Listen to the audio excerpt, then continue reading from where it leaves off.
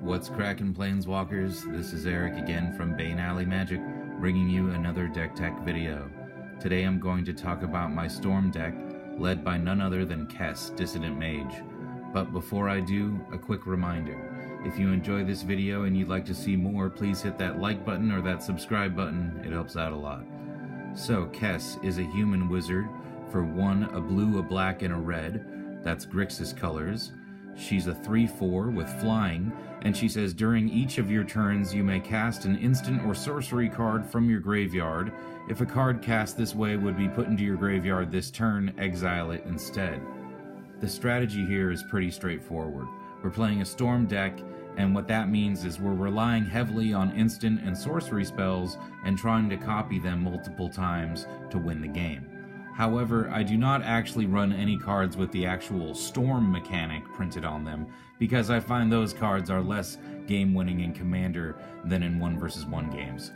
Kess allows us to recast instant and sorcery cards in our graveyard, and that's exactly what Storm decks want to do. The downside of having to exile spells afterwards is not really a downside, but more of a necessity to keep Kess from being absolutely broken. Instead of copying tiny spells multitudes of times, our goal is to copy our big spells 1 or 2 times, and that's often going to be enough to end the game. And if we get lucky, we do have the ability to copy our spells multitudes of times, and that is definitely game-ending if we can set it up. So let's jump right into the deck. But I do want to say also that, even though, this deck wins by copying the instants and sorcery spells, and, that's kind of the combo, I guess, this isn't like an ultimate combo deck like lots of people think about Kess being, lots of times people are running, Paradox Engine and Aetherflux Reservoir and, Yawgmoth's Will and, just casting all their spells over and over and over again and gaining a billion life and then just zapping everyone with Aetherflux Reservoir and, they continuously untap all their artifacts with Paradox Engine. And, that's, fine at all, whatever, that's some kind of, win on turn 5 sort of deck. But that's not really my style. And also, I find, that deck strategy doesn't even need Kess as the commander at all. I mean, I've seen people do that with Sidisi as their commander, with mono black. So, anyway, this deck is more strictly built around Kess and not some kind of Aetherflux Reservoir ultimate combo. So, starting with the creatures, we have Curious Homunculus, 1 and a blue for a 1/1 Homunculus. You can tap it to add 1 colorless mana to your mana pool. Spend this mana only to cast instant or sorcery spells. At the beginning of your upkeep, if there are 3 or more instant or sorcery cards in your graveyard, you transform Curious Homunculus into Voracious Reader, which is a 3/4 Eldrazi Homunculus with Prowess. So whenever you cast a non-creature spell, he gets +1/+1 till the end of the turn. And he says instant and sorcery spells you cast cost 1 less to cast. So there are a total of 40 instant and sorcery spells in the deck, 24 instants and 16 sorceries. And so, both the sides of this card are going to help you cast those, but especially the Voracious Reader, because that's going to give every one of your instants and sorceries 1 less to cast, which is going to add up to a lot of extra mana value. Next we have Goblin Electromancer, a blue and a red for a 2/2 Goblin Wizard. Instant and sorcery spells you cast cost 1 less to cast. Very important in this deck. We actually have a ton of ramp in this deck. I think about 14 ramp spells in this deck, because in order for us to storm off, we often have to cast multiple spells in the same turn, and that means we need a lot of mana. Next we have Baral, Chief of Compliance, 1 and a blue for a 1/3 human wizard. Instant and sorcery spells you cast cost 1 less to cast. Whenever a spell or ability you control counters a spell, you may draw a card. If you do, discard a card. So whenever you cast a counterspell, you're able to draw a card off of Baral. So that's really important. Also why Baral is known as one of the more broken commanders in the format for mono blue decks. Next we have Thing in the Ice, 1 and a blue for a 0/4 horror with Defender. Thing in the Ice enters the battlefield with 4 ice counters on it, and whenever you cast an instant or sorcery spell, you remove an ice counter from Thing in the Ice. If it has no more ice counters on it, you transform it into Awoken Horror. Hey, there's Snapcaster Mage. Awoken Horror. So Thing in the Ice transforms into Awoken Horror, a Kraken Horror, which is a 7/8, and when this creature transforms into Awoken Horror, you return all non-horror creatures to their owner's hands. So it's a board wipe on a creature, synergizes with instant and sorcery spells. Really cool, really powerful, especially in this deck because, spoiler alert, we only have 6 creatures in this whole deck. Yeah. So we have Snapcaster Mage, 1 and a blue for a 2/1 human wizard, which has Flash. When Snapcaster Mage enters the battlefield, target instant or sorcery card in your graveyard gains flashback until the end of the turn. The flashback cost is equal to its mana cost. Yeah, I pulled this from a Master's Pack, and that's why it's the only one I own. Definitely goes in the Kess Dissident Mage deck, absolutely. Next we have our last creature, Keranos, God of Storms. 3, a blue and a red for a 6/5. Legendary enchantment creature god with indestructible. As long as your devotion to blue and red is less than 7, Keranos isn't a creature. So your devotion means the mana cost, these symbols in the mana cost of permanents you control. So all by himself, Keranos is giving you 2 devotion to blue and red. If you had both Keranos and Kess on the battlefield, your devotion to blue and red would be 4, because she has 2 devotion to blue and red all by herself, you see what I'm saying? So he's not a creature unless your devotion to blue and red is 7 or more. And Keranos says, reveal the first card you draw on each of your turns. Whenever you reveal a land card this way, you draw a card. Whenever you reveal a non-land card this way, Keranos deals 3 damage to target creature or player, which has been errated to any target, which is pretty sweet. And so this is a draw card spell, and it's also a damage dealing spell in 1, as well as, you know, a 6/5 indestructible creature potentially, which is pretty sweet. Next we have our draw card spells, starting with Preordain. 1 blue, says scry 2, then draw a card. Yeah, pretty useful. And we have plenty of, you know, cheap instants and sorceries in this deck to potentially try to combo off with our main storm piece in this deck. Also, I want to say that because we only have 6 creatures, we have lots of ways of dealing with combat damage and dealing with our opponent's creatures. We got, you know, lots of removal, lots of counter spells, lots of just, you know, your creatures don't do anything this turn. So yeah, we have that taken care of.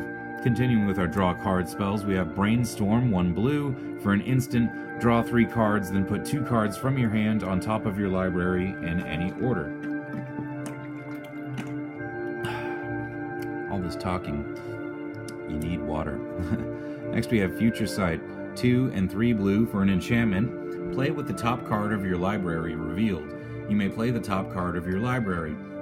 This card gives you so much card advantage. If you've never played it, get some now. They're not very expensive.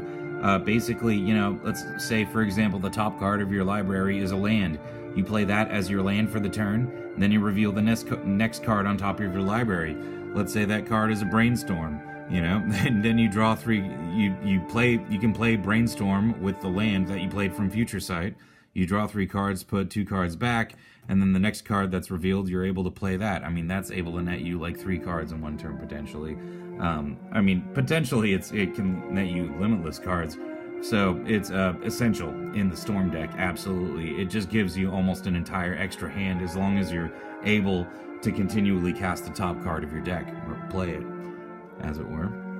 Next we have Chemist's Insight, 3 and a blue for an instant, draw 2 cards, and it has Jumpstart, so you may cast this card from your graveyard by discarding a card in addition to playing its other costs, and then exile this card.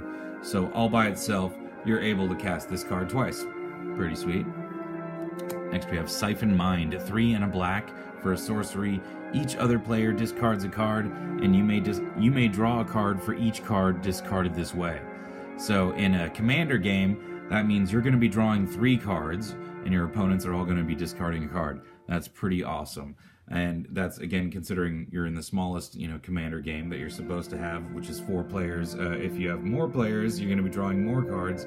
Siphon Mind becomes even better in that case. And, again, with Kess, we're able to cast any of these cards over again. So being able to cast cards like Siphon Mind twice is really powerful. Next we have Trail of Evidence, 2 and a blue. For an enchantment, whenever you cast an instant or sorcery spell, you investigate. So you put a colorless clue artifact token onto the battlefield, which you can pay 2 mana and sacrifice to draw a card. So every single time you cast an instant or sorcery spell, you get a clue, which basically in this deck is going to amount to you getting like infinite clues, like right away. If you can get this out early enough, which obviously I've had happen, you will have so many clues you'll lose track of them. Basically what you'll be able to say is, I have enough clues to just draw a card almost whenever I want. Obviously you want to keep track of it, but you will get a ton with this deck. Definitely a good card in this deck. Great mana sink. Next we have Sunbird's Invocation, 5 and a red for an enchantment. It says whenever you cast a spell from your hand, reveal the top X cards of your library, where X is that spell's converted mana cost. You may cast a card revealed this way with converted mana cost X or less without paying its mana cost. Put the rest on the bottom of your library in any order. So similar to Cascade, but you only get to cascade a certain X amount of cards. Anyway, this is card advantage, not necessarily a card draw spell, but certainly, almost all of your spells turn into another spell, as long as, X is big enough to hit that next other spell. That's a lower converted mana cost. And if you do, yeah, you get to cast that spell for free, and not bad at all with the Storm deck, absolutely. When we're trying to storm off, every one of our spells turns into a double spell, exactly what we want. Next we have Dark Ritual. 1 mana for, 1 black mana that is, for an instant. Add 3 black mana to your mana pool. Normally, I do not run this in any commander deck. I got a bunch of copies of this card, but this being a Storm deck, we have the potential of copying this card many times. That's great. Also, we have cards that care about how many instants or sorcery spells we've cast in a turn. So, lots of our cards in this deck are instant and sorcery spells rather than like artifacts and things like that. We do have Soul Ring. Next we have Pyretic Ritual, 1 and a red for an instant. Add 3 red mana to your mana pool. Is it Signet? 2 mana for an artifact. You pay 1 and tap it to add both a blue and a red to your mana pool. So this is a mana fixing artifact, so it is ramp as well, but it also helps you fix your mana, which is really important. The Signets are still kind of the best little mana rocks because they, add the colors and they're only 2 mana to cast themselves, so you can't really get better than that. Dimir Signet, 2 mana for an artifact, pay 1 and tap it, add blue and black to your mana pool. We do have the Lockets, which are pretty cool cards. 3 mana for an artifact. Rakdos Locket taps to add black or red to your mana pool. And you can pay 4 hybrid red-black mana and tap it and sacrifice it to draw 3 cards. Is It Locket is the same thing, except it taps to add blue or red, and you can pay 4 hybrid blue-red to do the ability. Next we have a really important card, Primal Amulet. 4 mana for an artifact that says instant and sorcery spells you cast cost 1 less to cast. As you've noticed, that's a theme, obviously. And whenever you cast an instant or sorcery spell, you put a charge counter on Primal Amulet. Then if there are 4 or more charge counters on it, you may remove those counters and transform it. So Primal Amulet transforms into Primal Wellspring, which is a land that says you can tap it to add 1 mana of any color to your mana pool, and when that mana is spent to cast an instant or sorcery spell, you copy that spell and choose new targets for the copy. So this is just fabulous. It's exactly what our deck wants to do. We want to be copying every single spell we cast. Unfortunately, with Primal Wellspring, that's only going to be 1 spell per turn because we're only going to be able to use Primal Wellspring once, But being able to double the key spell of our turn is just huge. It is absolutely huge, not to be underestimated whatsoever. I was really thinking of putting Pyromancer's Goggles in this deck, but, we are playing Grixis, and Pyromancer's Goggles only doubles red instants and sorceries, so, it might go in here sooner or later. But it's kind of an expensive card, and like I said, we're playing 3 colors, so I want to, You know, I want to have maybe more use for it in, you know, mono red decks perhaps. Anyway, next we got Revel in Riches, 4 and a black for an enchantment. It says whenever a creature an opponent controls dies, create a colorless treasure artifact token with tap and sacrifice this artifact to add 1 mana of any color to your mana pool. And at the beginning of your upkeep, if you control 10 or more treasures, you win the game. Yeah, so again, you cast this card. It is up to you to read it to your opponents, but after that, it's not up to you to, you know, just keep, you know, telling your opponents, hey, I'm going to win the game. If you don't stop me, I'm going to win the game. You know, it's just up to you to be like, all right, make a treasure. Make a treasure. All right, this many creatures die to make a treasure. All right, and, you know, that's it. It's not up to you to say, hey, don't do that, or I'm going to make a treasure and win the game, you know? So, you know, you announce this card, you play it, and, you know, try to win the game with it. It's a great little win condition. But more importantly, in our deck, we just want things that make mana as much as possible. And Revel in Riches and Black Market are 2 enchantments that do generate tons of mana in Commander. So much mana. Black Market, even more so.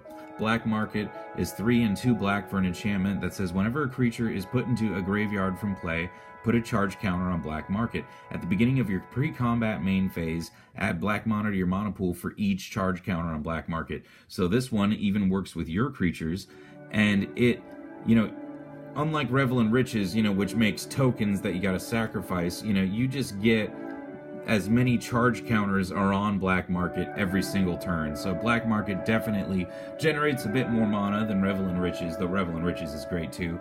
But Black Market, man, this thing can generate you so much mana every turn. I've seen it happen many times and with little effort at all. You know, as soon as someone board wipes, Black Market gets a ton of charge counters on it, and you are adding loads of black mana to your mana pool every one of your turns. Really great card for any black commander deck, honestly.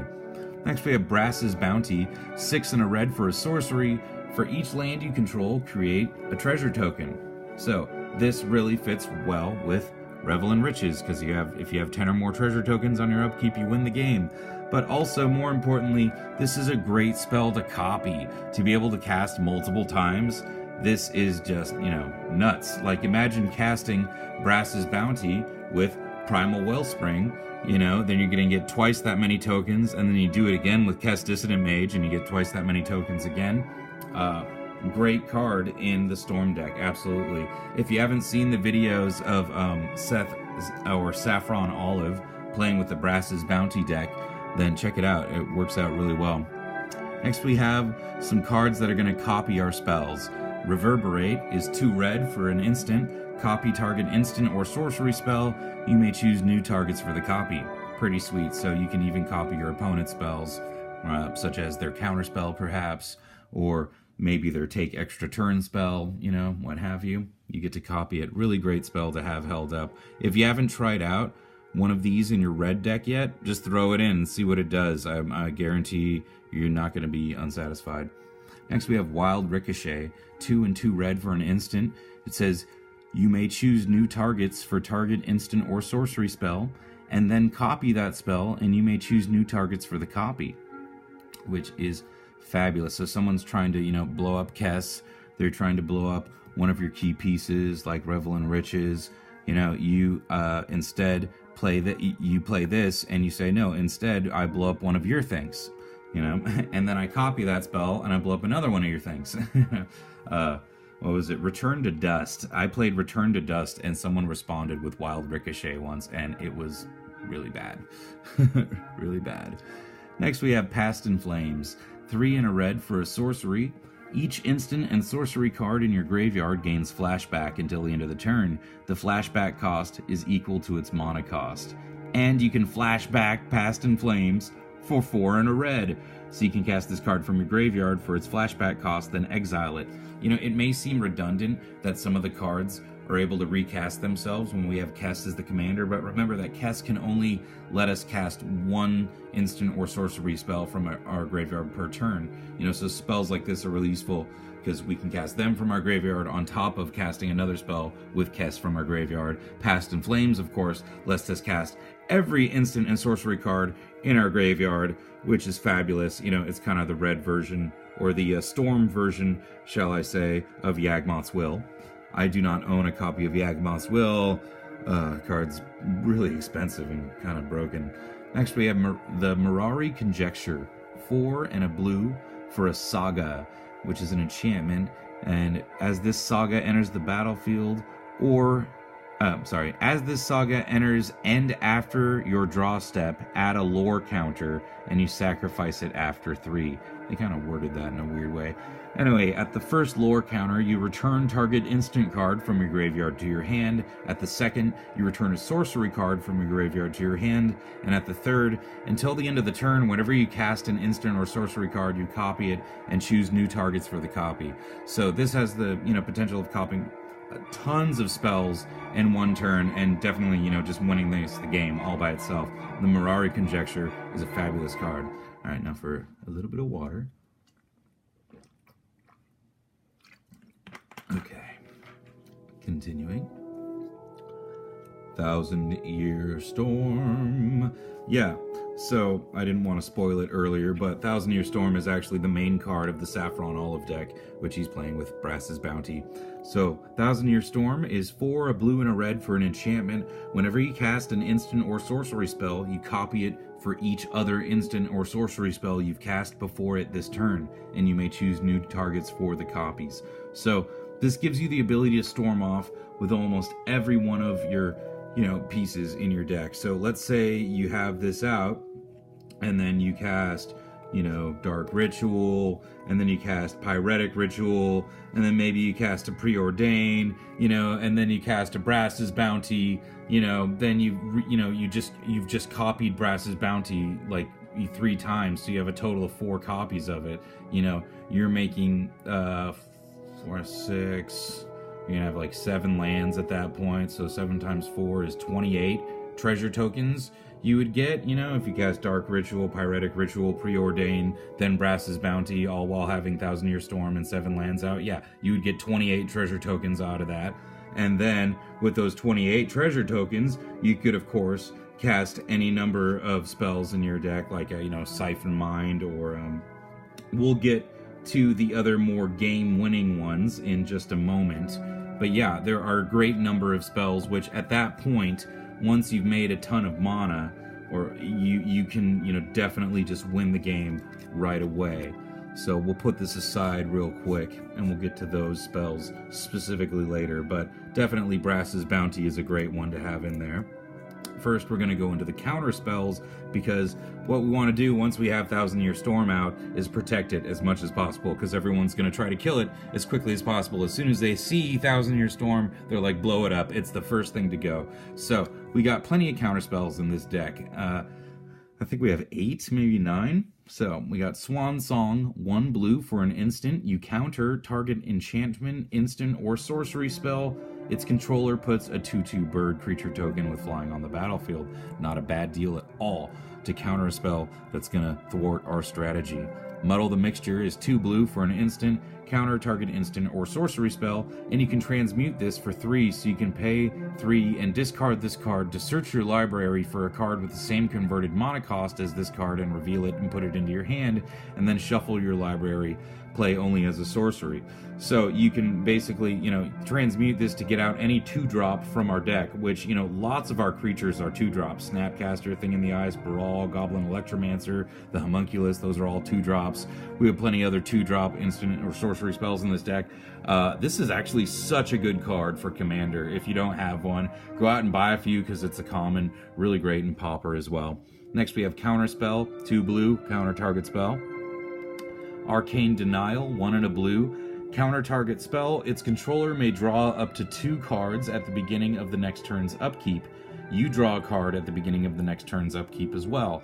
So, yeah, they get to draw a card to replace the spell they drew, or the spell you countered, and they get to draw an additional card on top of that. So they get to draw 2 cards, but overall, still not a bad deal if you're countering the spell that's really about to ruin your day.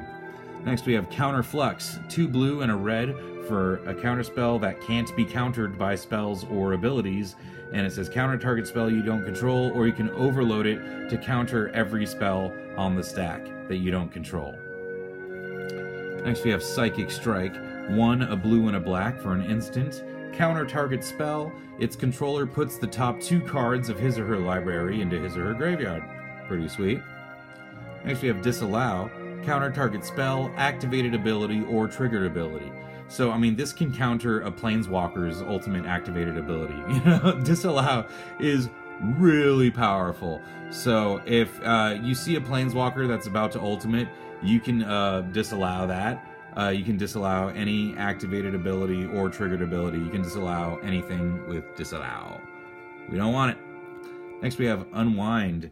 2 and a blue for an instant that says counter target non-creature spell and untap 3 lands. So this is a great spell to have copied with something like Thousand Year Storm. You know, these are also perfect for using on your own turn when someone's trying to counter your own things, or they're trying to destroy your own things on your turn. It's like a free counter spell at that point, because you counter the spells and untap the lands. You know, when you use a counter spell on someone else's turns, it doesn't matter usually as much that you're untapping your lands on someone else's turn. But when you're able to use this on your own turn, it's really helpful, especially with something like Thousand Year Storm. You can cast multiple copies of it, you know, have some of the copies target each other just to make them legal, but more importantly, you're untapping a ton of lands if you're able to copy this multiple times. Same thing with Rewind. 2 and 2 blue for an instant. Counter target spell. Untap up to 4 lands. Pretty sweet. Spell Swindle. 3 and 2 blue for an instant. Counter target spell. Create X colorless treasure artifact tokens where X is that spell's converted mana cost. They have tap to sacrifice this artifact to add 1 mana of any color to your mana pool. I already explained treasure tokens, so I won't explain them anymore. But yeah, definitely a nice budget version of Mana Drain if you can't afford Mana Drain, like I can't right now. Alright, and that's it for the counter spells. So in total we had 1, 2, 3, 4, 5, 6, 7, 8, 9, 10 counter spells still? Well, I thought I had less. 1, 2, 3, 4, 5, 6, 7, 8, 9, 10. Yeah, still 10 counter spells in the deck, which I say is still a good number in this deck because we draw a lot of hate. People don't like what we're doing, so we want to have counter spells up and ready all the time. So then we also have a few ways to just kind of, you know, fog. We have Blinding Spray, 4 and a blue for an instant. Creatures your opponents control get -4/-0 until the end of the turn, and you get to draw a card. Also a great card to multiply with Thousand Year Storm, if you can. You know, you get your opponents, if you know, say you copy it once, your opponent's creatures are going to have a total of -8/-0, and you draw 2 cards. You know, pretty great. Next we have Darkness, just 1 black to fog. It's a big paragraph that basically says prevent all combat damage that would be dealt this turn. And really great to have with Kess, because you get to cast it again from your graveyard, but only on your turn actually, so not that great with Kess. No, but maybe, let's say, great with some other spells in the deck that let us cast instant or sorcery spells from our graveyard. Next we have a Braid, which is an instant, 1 and a red, and choose 1. A Braid deals 3 damage to target creature or destroy target artifact. Pretty sweet. And next we have Red Sun Zenith, X and a red, and Red Sun Zenith deals X damage to target creature or player. If a creature dealt damage this way would be put into a graveyard this turn, exile it instead, and shuffle Red Sun Zenith into its owner's library. All of these removal spells, by the way, are obviously fabulous things to copy with, you know, our Thousand Year Storm. Cut, 1 and a red. Cut deals 4 damage to target creature. Ribbons, the Aftermath side, says each opponent loses X life. Ribbons is X and 2 black. Aftermath means you cast the spell from your graveyard by paying its Aftermath cost, and then you have to exile it. So Ribbons is one of our win conditions in the deck. If we can just pay enough into Ribbons and maybe copy it with Reverberate or Thousand Year Storm, that's definitely a great win condition right there. So next we have Chaos Warp, 2 and a red for an instant, that says the owner of target permanent shuffles it into his or her library, then reveals the top card of his or her library. If it's a permanent card, he or she puts it onto the battlefield. So if it's not a permanent card, they get nothing. But there is a very very small chance, something like a 1 in 60, 1 in 50, depending on how many cards are left in their library, chance that they're going to get the exact same thing that you Chaos Warped. So Chaos Warp is really fabulous, especially if you're playing something like Mono Red that has kind of no way of dealing with enchantments. You know, Chaos Warp is Mono Red's way of dealing with enchantments. Also just a great card in Commander in general because it can hit literally any permanent and shuffle it away. And the odds of getting it back are, you know, in your favor that they're not going to get it back. But of course they could potentially get it back. They could potentially get another worse permanent, but, you know, so you want to save this for something that's really bad and that you really want to shuffle away. So even if they do get another permanent, it's not going to be as bad as the one that you just got rid of. And oftentimes, like I said, it's not even going to be a permanent on top of their library, so they're not even going to get anything out of the deal.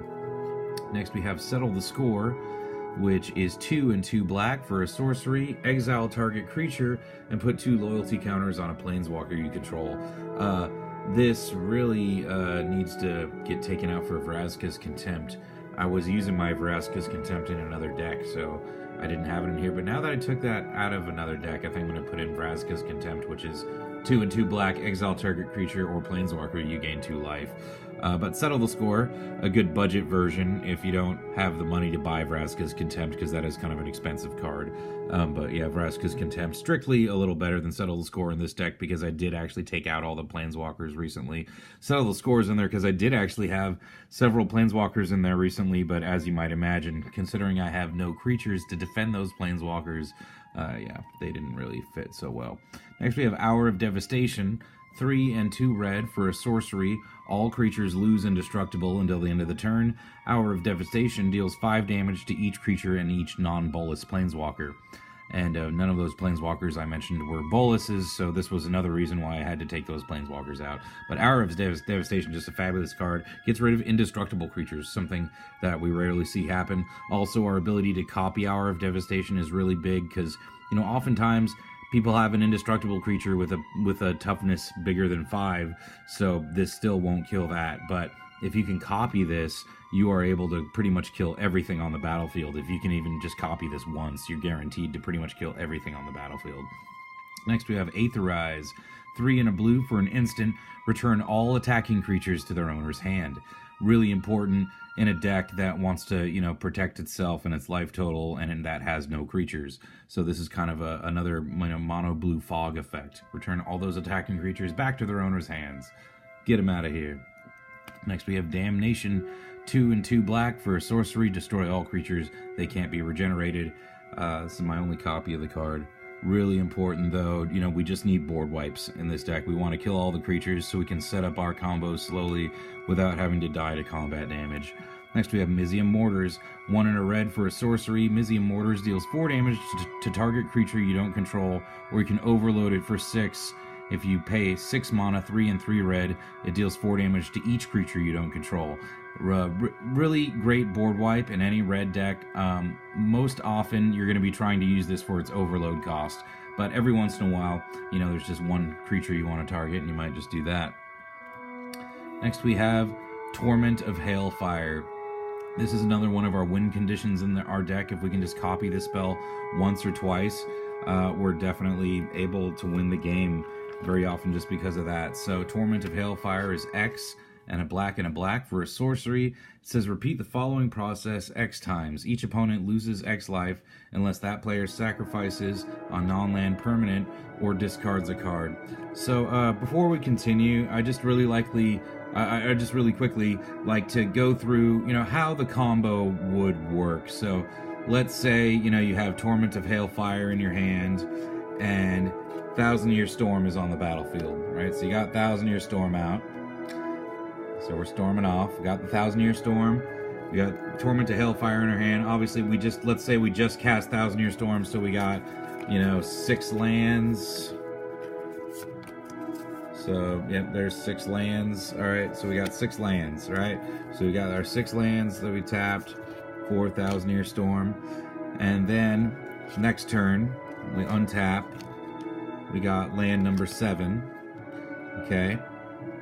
And so, let's say we start by casting, like I said before, Preordain, right? So we preordain, our storm count goes up to 1.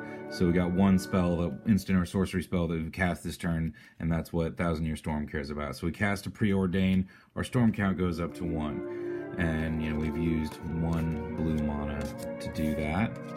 Okay, so we got 6 mana left.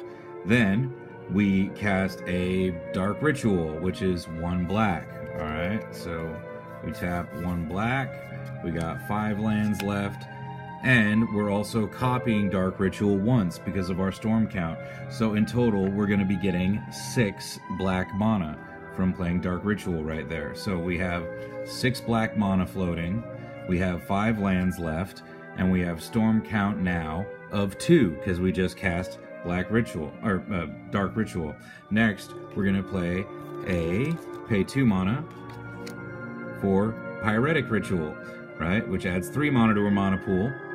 And we're going to copy it twice, so in total, we're going to get 9 red mana. And we still have 3 lands untapped. Okay, so let's tap those last 3 lands. Oh, and by the way, our storm count just went up to 3. Almost forgot. Alright, so then we tap our final 3 lands here. And then let's say we'll use 4 of these, so we'll go down to 5 red. And then we'll cast Brass's Bounty, right? So we have 7 lands, so that's going to create 7 treasure tokens. And then we're going to copy the spell 3 more times. So we're going to get a total of 28 treasure tokens. Okay? Yeah. 28 treasure tokens plus the 11 mana we have floating is going to be 39 mana. Okay? And our storm count just went up to 4. So, what spell are we going to cast next? Something like Torment of Hailfire, or perhaps Ribbons from Cuts to Ribbons. So if we cast Torment of Hailfire, we have 39 mana we can use here, so X is going to be 37. So, repeat the following process 37 times. Each opponent loses 3 life, unless that player sacrifices an on-land permanent or discards a card. Well, if they don't have a total of 37 permanents on the battlefield and cards in hand, then they're definitely going to be losing tons of life. But wait, we're also going to be copying it 4 times. So, what is 37 times 4, you might ask? Oh, I'm going to look that up real quick, because I can't think of it off the top of my head. So, 37 times 4 is 148. So, that would mean Torment of Hailfire would be X 148, and there is no possible way your opponents could come back from that. So obviously, you know, this is a, you know, best case scenario, you know, definitely that's the ultimate win right there. But again, I only used like 4 instants and sorceries on top of Thousand Year Storm to make Torment of Hailfire an absolutely game-winning condition. But normally, I've never done that. I've cast Torment of Hailfire for X20, X22, X28, and I've cast Torment of Hailfire for X18, and that has won me the game lots of times. So, just being able to do that, and then cast it again from the graveyard with Kess, it's absolutely insane. Next, we have Cyclonic Rift, 1 and a blue for an instant. It says, return target non-land permanent you don't control to its owner's hand, or you can pay its overload cost for 7 mana, 6 and a blue. If you do, you return all non-land permanents you don't control to their owner's hands. What I really love to do with Cyclonic Rift is to respond to my opponent's discard step by casting it, so then they have to discard down to 7 after returning all those permanents to their hand. That's a really brutal way to do it. But also, you can do this just at instant speed if they decide to attack you. You know, definitely use this at instant speed. You know, don't cast this on your main phase. Why would you do that? No, you do this in response to them making you mad. You say, all right, fine. Our Cyclonic Rift, get out of here. Next, we have Volcanic Vision, 5 and 2 red for a sorcery. It says, return target instant or sorcery card from your graveyard to your hand. Volcanic Vision deals damage equal to that card's converted mana cost to each creature your opponents control, and then you exile Volcanic Vision. Definitely, if you can copy this, that's huge, but already, all by itself, this gets you something back to your hand from your graveyard, and it basically kills all of your opponent's creatures. Super awesome card for any Storm deck, absolutely. Rite of Replication is another win condition of this deck. We just make a billion copies of whatever creature we want that's on the battlefield. Of course, we don't have many creatures ourselves, so we want that to be our opponent's biggest creature. So Rite of Replication is 2 and 2 blue for a sorcery with kicker 5, so you may pay an additional 5 as you cast this spell. You put a token onto the battlefield that's a copy of any target creature. If Rite of Replication was kicked, you put 5 of those tokens on the battlefield instead. And if you copy the spell with something like Thousand Year Storm, then the kicker cost is copied as well. So you get 5 times however many instant or sorcery spells you've cast this turn in total. Pretty great, awesome win condition if you can pull it off. I did it when my opponent had a Darksteel Colossus on the battlefield, and I copied it once, so I got 10 Darksteel Colossuses, and that won me the game. Yeah, even just copying these spells just one time is often enough. Next, we do have Aetherflux Reservoir in the deck. It is not the ultimate combo piece of the deck, it can gain me a bunch of life, that's the main point of it, but I don't have a ton of life gain in the deck. I only have this and one other card that really gain me life in the deck. So Aetherflux Reservoir is 4 mana for an artifact. It says whenever you cast a spell, you gain 1 life for each spell you've cast this turn, and you can pay 50 life, and Aetherflux Reservoir deals 50 damage to target creature or player, which has been eroded to any target. So Aetherflux Reservoir is also a game-winning card, but it's not the theme of this deck necessarily. I'm not tutoring it out. It's just a great card to draw if I draw it, because sometimes I need that life gain to survive when everyone's attacking me. But also, it can win me the game if I have tons of life. Next, we have Crypt Incursion. 2 and a black for an instant. Exile all creature cards from target player's graveyard. You gain 3 life for each creature card exiled this way. So this card is huge in this deck, extremely important for gaining that life, especially if we can copy the spell, target someone else's graveyard, also exile their creatures from the graveyard and gain that much times 3 life. I've gained 40 life off of this card before. I've not 40 exactly, it's not a multiple of 3, but 42 life, I think it was, something like that. Somewhere in the 40s. I've gained life in the 40s, life in the 30s off of this card easily, very easily, and especially, again, being able to recast it with Kess, very important. Next, we have Mastermind's Acquisition. 2 and 2 black for a sorcery. Choose one, search your library for a card and put it into your hand, and then shuffle your library. Or choose a card you own from outside of the game and put it into your hand, such as your, Pikachu, I guess, or whatever. This is, just a budget version of Demonic Tutor. I just, didn't have enough to buy another Demonic Tutor again. I own so many. Didn't have enough money for another one for this deck. But still a great card, not bad. Next we have Increasing Ambition. 4 and a black for a sorcery. Search your library for a card and put that card into your hand. If Increasing Ambition was cast from a graveyard, instead search your library for 2 cards and put those cards into your hand, and then shuffle your library. So when you flash it back for 8 mana, 7 and a black, you get to search for 2 cards. So this tutors you up to 3 cards. Pretty awesome. And that brings us to our lands, of which we have a total of 40, but only 39 of which that tap for mana, because we're starting with Glacial Chasm. So Glacial Chasm is a land that has a cumulative upkeep of 2 life.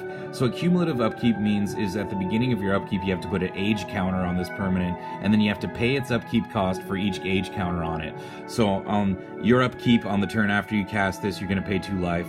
On your upkeep after that, you're going to pay 4 life, and then 6 life, and then 8 life, and then so on. And then when Glacial Chasm comes into play, you have to sacrifice a land. You cannot attack, but all damage dealt to you is reduced to 0. So that cumulative upkeep might sound really bad, but when you think about it, if you're playing against 3 other people and they're potentially all ganging up on you, then that is nothing compared to the amount of damage that your opponents could be dealing to you. If 3 people are all attacking you in one turn cycle, you could just be dead in one turn. They could deal you 100 damage at once, easily. If all 3 people are ganging up on you, yeah, no problem. So you definitely, in a deck like this that gets hated on really easily, you want something like Glacial Chasm to just say, hey, guess what? You don't deal me any damage at all. They can still drain your life, if they have something that says, target opponent loses life. But they can't deal you damage which is huge. Glacial Chasm saves me in pretty much any deck I own that gets hated on. I run a Glacial Chasm because I know people are going to be coming for me. On to our lands that tap for mana. We got Reliquary Tower, taps for a colorless, and it says you have no maximum hand size. Yeah, really important when you're drawing lots of cards. Detection Tower, taps to add a colorless, or you can pay 1 and tap it. Until the end of the turn, your opponents and creatures your opponents control with hexproof can be targets of spells and abilities you control as though they didn't have hexproof. Get rid of that hexproof.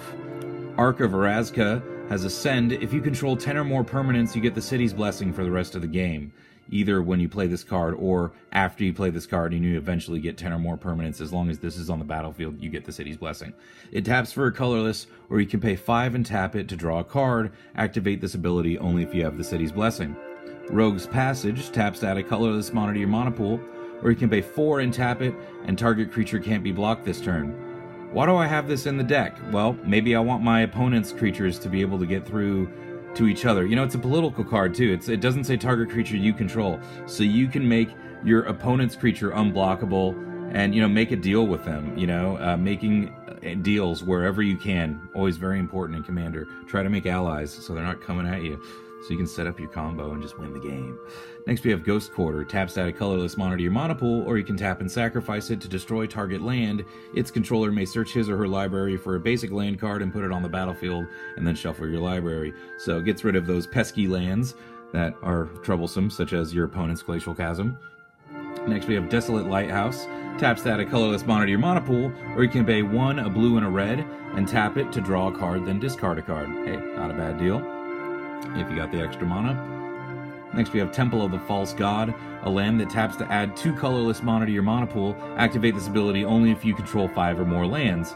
Well, I'll tell you right now, we're playing a long game format, Commander, you know, where the games go for a long time. We got 40 life, we got, you know, 2 extra opponents. So definitely we want to have 5 or more lands, or else, you know, we're probably just not going to be in the game at all in the first place. Temple of the False God has never failed me personally. Whenever I've played it, I've always eventually got 5 lands. Definitely though, you know, you don't want it to be just, you know, that and like 1 other land in your opening hand. Next we have Ash Barrens. Taps to add a colorless mana to your mana pool, or it has basic land cycling for 1, so you can pay 1 mana, discard this card, and search your library for any basic land card, reveal it and put it into your hand, and then shuffle your library. So it's just really helpful for that land fixing. And if you don't need land fixing, you can just play it as your land and tap it as a colorless, enters untapped. So really helpful card. Definitely a lot better than Evolving Wilds or, you know, things like that. Next we have Crypt of the Eternals, which is a land that enters the battlefield, and when it does, you gain 1 life. Of course it enters the battlefield, sorry. When it enters the battlefield, you gain 1 life. It taps to add a colorless mana to your mana pool, or you can pay 1 and tap it to add black, blue, or red to your mana pool. So a little bit of color fixing, a little bit of life gain. You know, it kind of sucks that you have to pay a mana to make the blue, red, or black, but what's important is it enters the battlefield untapped. It does not enter the battlefield tapped. That's what's really cool, and it gains you a life. Next we have Crumbling Necropolis, which comes into play tapped, and it taps to add blue, red, or black to your mana pool. Temple of Epiphany enters the battlefield tapped. When it enters the battlefield, you get to scry 1, and it taps to add blue or red to your mana pool. Forgotten Cave is a cycling land. So cycling lands I put in pretty much every Commander deck, because sometimes, you know, you get mana flooded, and when you do and you draw a cycling land, you can cycle the land away and draw a different card. So Forgotten Cave enters tapped, taps to add a red, or you can cycle it away for 1 mana. So you pay the cycling cost, you discard it, and you draw a different card. Fetid Pools is an island swamp that enters tapped, and you can cycle it away for 2 mana, and it taps to add blue or black. Luxury Suite is from the Battle Bond set. Really awesome land. It enters It enters tapped unless you control excuse me. It enters tapped unless you have 2 or more opponents. So in Commander, it's pretty much always going to enter untapped, and it taps to add blue, red or black to your mana pool. Not blue, red or black.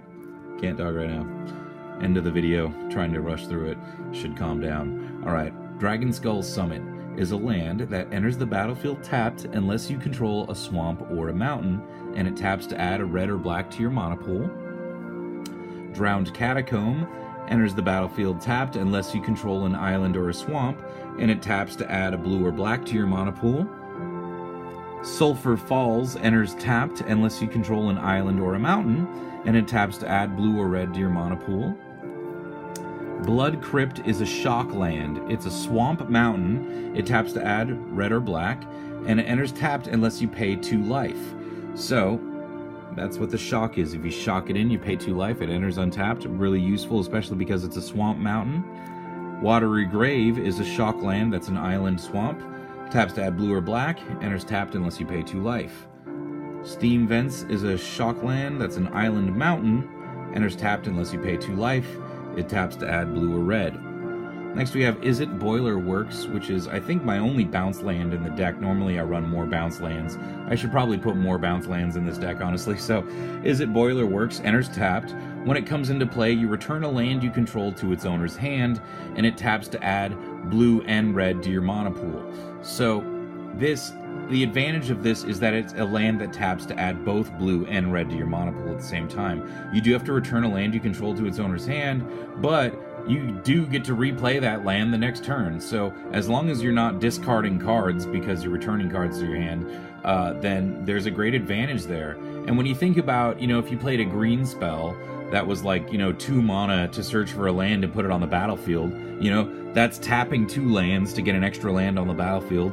I mean, this is essentially doing the same thing. You're having this land enter tapped, you're returning another land to your hand, that's like 2 lands you're, using to get an extra mana on the battlefield. So, I mean, the bounce lads are fabulous. They work great in Commander. If you're not using them, try them out. They work really well. The only thing you gotta remember is the land you returned to your hand should be a land that re-enters untapped, and you don't necessarily want to have this in your opening hand with just like 1 other land, because then you might have to discard down to 7 after you play it.